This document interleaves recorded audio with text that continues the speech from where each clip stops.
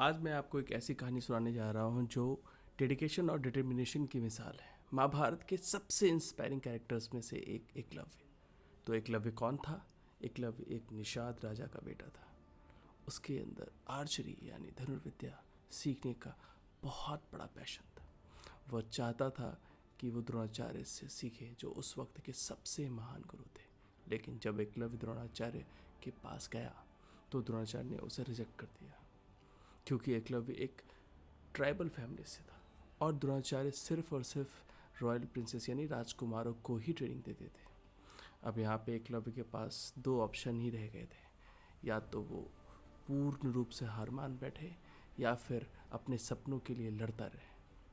और एकलव्य ने क्या किया? एकलव्य ने दूसरा ऑप्शन चुना। उसने द्रोणाचार्य की एक मूर्ति बनाई मानस गुरु के हिसाब से, और उस मूर्ति के सामने जंगल में लगातार अभ्यास करता रहा,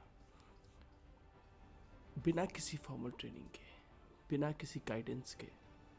वो लगातार दिन रात लगा रहा, सिर्फ अपने डेडिकेशन और हार्डवर्क के साथ। और एक दिन जब द्रोणाचार्य अपने शिष्यों के साथ जंगल से गुजर रहे थे, तभी उनकी ध्यान एकलव्य की ओर पड़ी। उन्होंने देखा कि एकलव्य ने आर्चरी में इतनी मास्टरी हासिल कर ली थी जितनी अर्जुन के पास भी नहीं थी उस समय। द्रोणाचार्य शॉक्ड हुए और उन्होंने पूछा एकलव्य से कि तुम्हारा आखिर गुरु कौन है? एकलव्य ने कहा, जी आप ही मेरे गुरु हैं। और यह सुनकर द्रोणाचार्य से रहा नहीं गया और उन्होंने गुरु दक्षिणा मांग बैठी। और गुरु दक्षिणा भी ऐसी वैसी नहीं, मानो उसका सब कुछ ले ही लिया। उन्होंने एकलव्य से उसका राइट थंब मांग बैठे।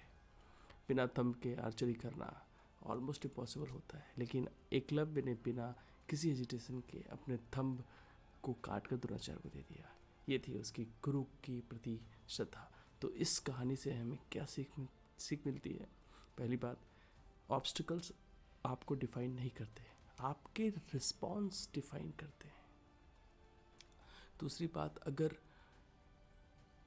आपके अंदर सच्ची डेडिकेशन है तो कोई भी चीज़ आपको रोक नहीं सकती। और तीसरी बात, सेल्फ लर्निंग, सेल्फ डिसिप्लिन सबसे पावरफुल टूल्स हैं।